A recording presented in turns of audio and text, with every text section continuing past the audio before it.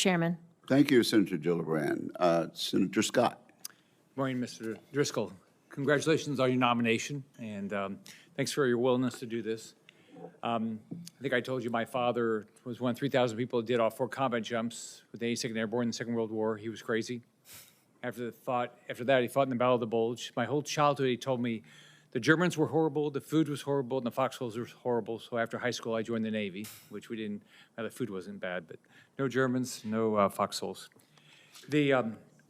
So first, tell me what your experience in the Army, and thank you for your service as Cavalry Scout Platoon Leader. What lessons did you learn that's going to make you a better Secretary of the Army? Senator, Secretary Hegseth mentioned it in his hearing that the dust on the boots model, I had not thought of that in a long time, but the experiences of being able to think through when a decision from the top comes down, how does it actually impact the soldier? I can think back to our COP outside Baghdad, Iraq, that had 40 of us, and we had these amazing vehicles, which I think probably this committee had a lot of help in getting these MRAPs out. When our soldiers first deployed, the bottom of these Humvees was thin, and it basically perfectly absorbed a blast. And so these MRAPs were created, which saved a lot of lives. But one of the problems with the MRAPs is they were very heavy, very tall, and very prone to roll over. And so I can remember for the entire 9 or 10 months we were at the COP, every couple weeks you'd send a soldier out there, they would start up the MRAP, turn it on, and run the engine for a couple of minutes and then turn it back off, and then the process would repeat itself. And it wasn't for any sort of malintention, and the actions by those creating it were for good purposes, but just fundamentally the MRAP didn't work in a lot of areas in Iraq because it had muddy, dusty roads that just can't support a lot of weight.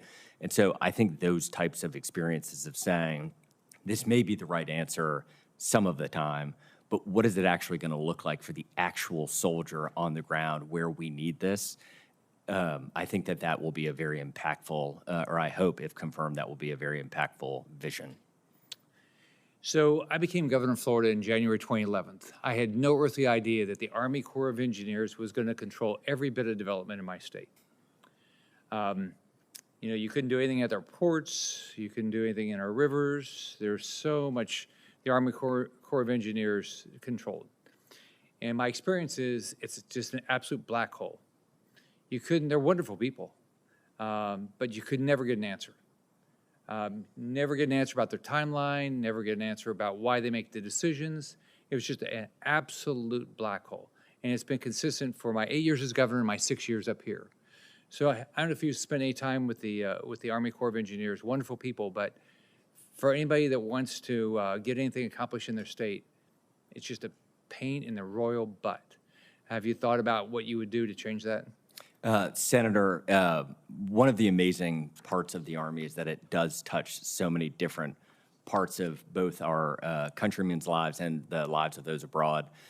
When I talked to your colleague, Senator Warren, one of the things we had talked about is it possible to do something like an NPS score, which is a Net Promoter Score that's pretty common in business. If you went to a Chick-fil-A, you might get a questionnaire afterwards, 0 to 10, how likely would you be to refer this to a friend?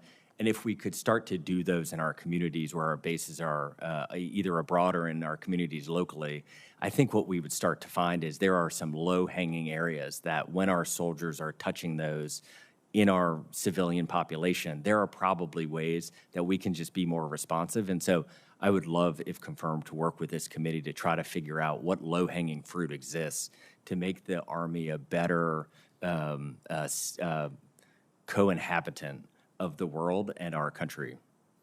In your private life, have you had to recruit employees, have you recruit people to work with you, try to find how to work with people? I have, Senator. So why do you think the Army has such a horrible experience trying to recruit people? I think that from my experience as a third-generation soldier, what my grandfather would say he joined for, and we all joined during times of war. I think if you asked us, it would have been, we would have said the reason we joined is we didn't want to miss the opportunity to serve our country when it needed us. And I think that very specific story is what a lot of soldiers, women and men, would say is the reason that they joined. I think we have oftentimes lost focus on that and started to focus on things like the benefits, which are all important and they're very valuable reasons to join. But I think for many of America's youth, it is the purpose of getting to serve this amazing nation.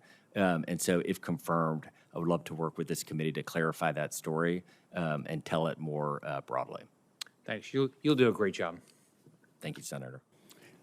Thank you, Mr. Driscoll. You've made that point repeatedly during this hearing, and I